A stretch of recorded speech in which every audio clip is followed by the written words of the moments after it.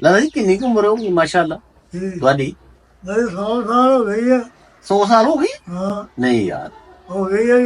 45 से मेरी शादी हुई 1945। 1945 ਤੁਹਾਡੀ ਸ਼ਾਦੀ ਹੋਈ? हाँ जी। ਅੱਛਾ। और मैं 24-25 साल का हूँ। ਹਾਂ तो 5 ਸਾਲ ਬੰਦ ਤੋਂ ਤੁਹਾਡੀ ਬਾਅਦ ਚ ਸ਼ਾਦੀ ਹੋਈ ਹੈ? ਇਹਨੇ ਪਹਿਲਾਂ ਹੋਈ ਦੀ ਹੈ ਨਾ? ये 45 हुई ना। ਹਾਂ।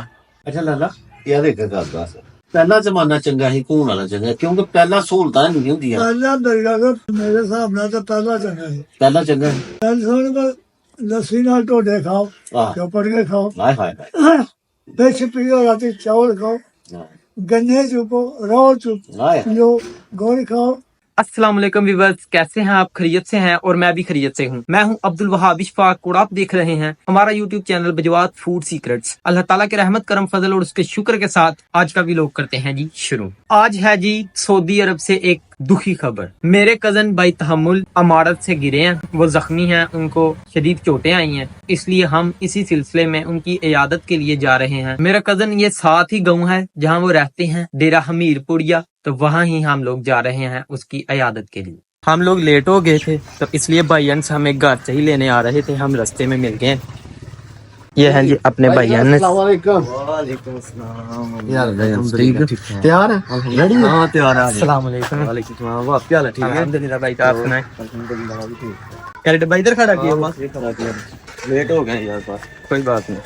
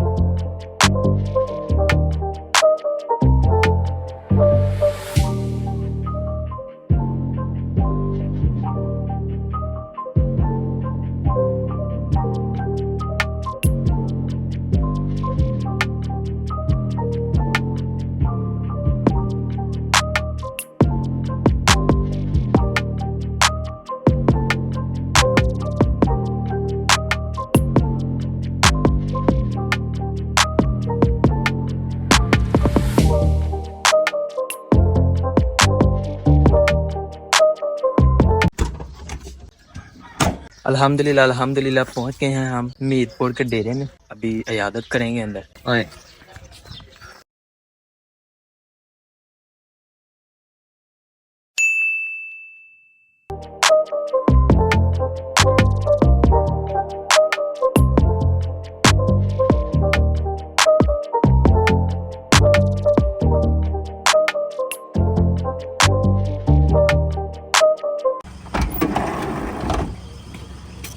अल्हम्दुलिल्लाह अल्हम्दुलिल्लाह इयादत करके हम लोग वापस आ गए हैं अपने घर की तरफ। मैं चाचू क्या मी भरिया दे डेरे।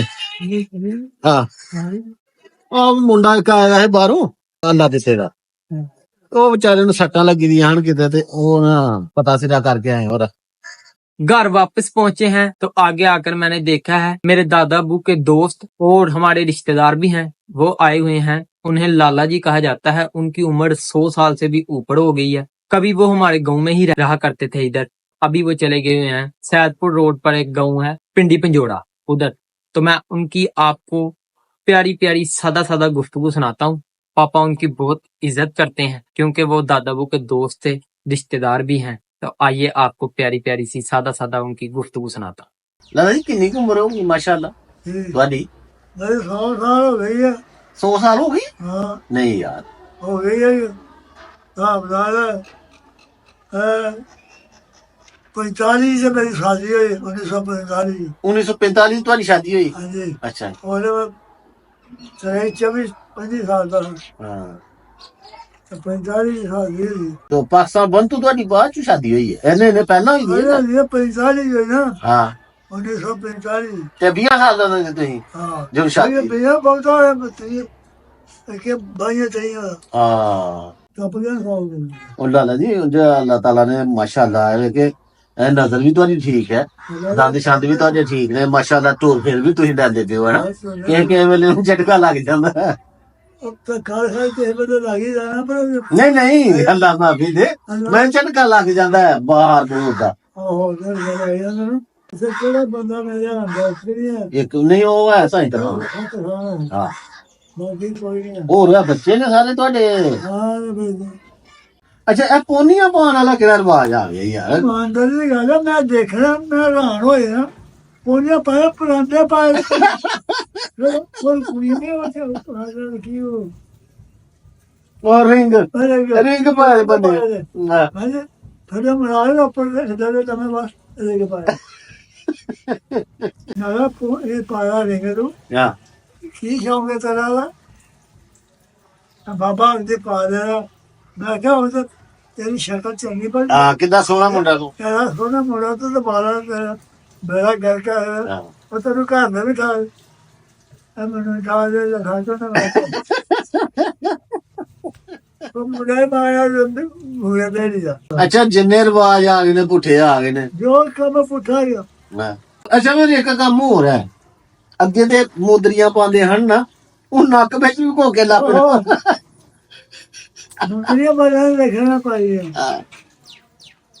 ਲੱਲਾ ਕਰੀ ਇਹੋ ਜਿਹੀਆਂ ਬਿਮਾਰੀਆਂ ਨੂੰ ਸੁਣਿਆ ਸੀ ਸ਼ੂਗਰ ਵਾਲੂ ਬਲੱਡ ਪ੍ਰੈਸ਼ਰ ਵਾਲੂ ਉਹ ਤਾਂ ਦੱਸਿਆ ਸਾਡੇ ਜ਼ਮਾਨੇ ਵਿੱਚ ਮਾਨਦਾਰ ਦੀ ਗੱਲ ਕਰਾਂਗਾ ਕਹਿੰਦਾ ਮੈਂ ਪੁੱਛਾ ਜਿਹੜੇ ਗਰਮੀਆਂ ਦੇ ਮੱਛਰ ਲੜਦਾ ਮੱਛਰ ਦਾ ਸਾਥੀ ਆਹਾ ਮੱਛਰ ਬੜਾ ਲੜਦਾ ਹੈ ਉਹ ਵੀ ਲੜਦਾ ਹੈ ਤੇ ਬਾਹਰ ਬੋਹਰ ਲਗਾਣਾ ਉਹਨਾਂ ਦੀ ਸ਼ਨੀਆਂ ਜਬਰੀਆਂ ਉਹ ਮੱਛਰ ਦਾ ਬਾਹਰ ਚਲੇ ਹਾਂ ਦਰਗਾਹ ਸੋ ਜਿਹੜੀ ਸ਼ਾਇਦ ਉਹਨਾਂ ਡਾਕਟਰ ਟੀਕੇ ਲਾ ਰਹਾ ਹਾਂ मुझे पता लग गया ब्रह्मचार आ गया डॉक्टर ਹਾਂ बंदे ने बाहर आ गया ਹਾਂ ਟੀਕਾ ਨਹੀਂ ਲਵਾਉਣਾ टीका तो छप जाना ਹਾਂ जरा समझा वो डॉक्टर खुल गया ਹਾਂ फिर आया समझे ਜੋ ਐਡੇ ਤੰਦਰੁਸਤ ਹੁੰਦੇ ਹਨ हाँ ਕਿ ਉਹਨਾਂ ਨੂੰ ਇਹ ਬਿਮਾਰੀ ਦਾ ਪਤਾ ਹੀ ਨਹੀਂ ਹੁੰਦਾ ਕਿ ਟੀਕੇ ਕਰੂਗੇ ਉਹ ਕਹਿੰਦੇ ਹਨ ਨਹੀਂ ਲਵਾਉਣਾ कलैन की गोली खानी ਹਾਂ तो बाहर टूट गया ਹਾਂ ਅੱਛਾ ਲੱਲਾ ਯਾਰ ਇੱਕ ਗੱਲ ਦੱਸ ਪਹਿਲਾ ਜ਼ਮਾਨਾ ਚੰਗਾ ਸੀ ਘੂਣ ਵਾਲਾ ਚੰਗਾ ਕਿਉਂਕਿ ਪਹਿਲਾਂ ਸਹੂਲਤਾਂ ਨਹੀਂ ਹੁੰਦੀਆਂ पहला दरगाह का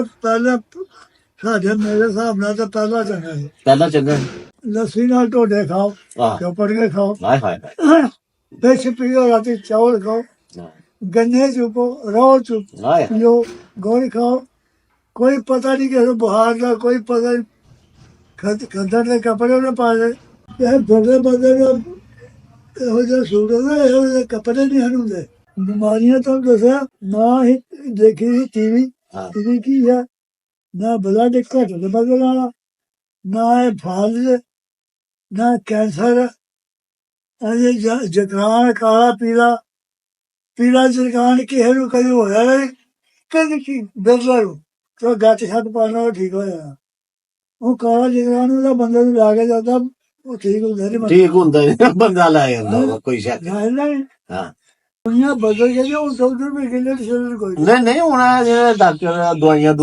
ਖਿਲਾਉਂਦੇ ਨੇ ਨਾ ਪੋਲੀਓ ਸ਼ੋਲੀਓ ਉਹਦੇ ਹਾਥੀ ਟੀਕੇ ਬੱਚਿਆਂ ਨੂੰ ਲੱਗਦੇ ਨੇ ਤਾਂ ਨਹੀਂ ਇਹ ਗਿੱਦੜ ਸਿੱਧੜ ਹੁੰਦੇ ਅੱਗੇ ਖੂਹਾਂ ਦੇ ਪਾਣੀ ਪੀਂਦੇ ਸੀ ਹੁਣ ਤੁਸੀਂ ਆਪਣੇ ਪਿੰਡ ਦਾ ਹਿਸਾਬ ਲਾ ਲਓ ਬ੍ਰਹਮ ਤੇ ਹਾਲ ਦਾ ਸਾਡਾ ਮੈਂ ਤਾਂ ਫਿਰ ਇੱਕੋ ਹੀ ਖੂਹ ਹੁੰਦਾ ਸੀ ਸਾਡਾ ਕੋਈ ਮਸਲਾ ਹਾਂ ਦੁਆ ਖੂਬ ਹੈ ਸੋ ਤੁਹਾਡੇ ਦੁਕਾਨ ਆਹੋ ਇਹ ਚਾਚੇ ਵਾਲਾ ਇਹ ਵੀ ਬਾਬੂ ਨਾਲ ਹਾਂ ਇੱਕ ਉਹ ਜਿਹੜਾ ਮਲਕਬਾਰ ਉਹਨਾਂ ਦਾ ਉਹ ਬਾਬੂ ਨਾਲ ਮੁਲਾਨੇ ਕੋਈ ਜਿਸ ਤਰ੍ਹਾਂ ਨਾਨੇ ਮੇਰੇ ਨਾਨਕੇ ਇੱਕ ਪੜਲ ਨਗਾ ਚਾਰ ਪੰਜ ਖੂਹ ਉਹਨਾਂ ਦੀਆਂ ਖੁਣੀਆਂ ਛੋਟੀਆਂ ਪਹਿਲਾਂ ਮਾਲਾ ਪਾ ਲਾਜੋ ਉਠੂ ਹਾਂ ਅਸੀਂ ਪਰ ਸਾਰੇ ਸੁ ਕੋਈ ਨਲਕਾ ਨੂਕਾ ਨਹੀਂ ਹੁੰਦਾ ਕੋਈ ਸਰਕਾਰੀ ਬਿਲਕੁਲ ਬਾਮਣ ਦਾ ਅਸੀਂ ਕੋਈ ਹੋਪਰ ਰਹਿਮਾਨ ਅੱਛਾ ਬਾਮਣ ਹਿੰਦੂ ਆ ਇਹ ਦੁਆ ਹੋ ਆਹ ਇਹ ਸਾਂਝੇ ਨਹੀਂ ਹੁੰਦੇ ਨਾ ਇਹ ਉਹਨਾਂ ਦੇ ਹਨ ਇਹ ਉਹਨਾਂ ਦੇ ਹੁਣ ਤਾਂ ਜਿੱਥੋਂ ਮੁਸਲਮਾਨਾਂ ਨੇ ਪਾਣੀ ਭਰਨਾ ਤੂੰ ਬਾਹਮਣਾਂ ਨੇ ਨਹੀਂ ਭਰਨਾ ਜਦੋਂ ਬਾਹਮਣਾਂ ਨੇ ਭਰਨਾ ਤੂੰ ਮੁਸਲਮਾਨਾਂ ਨੇ ਨਹੀਂ ਭਰਨਾ ਉਹ ਕੋਈ ਪਰ ਸਾਡੇ ਪਿੰਡ ਦੇ ਵਿੱਚ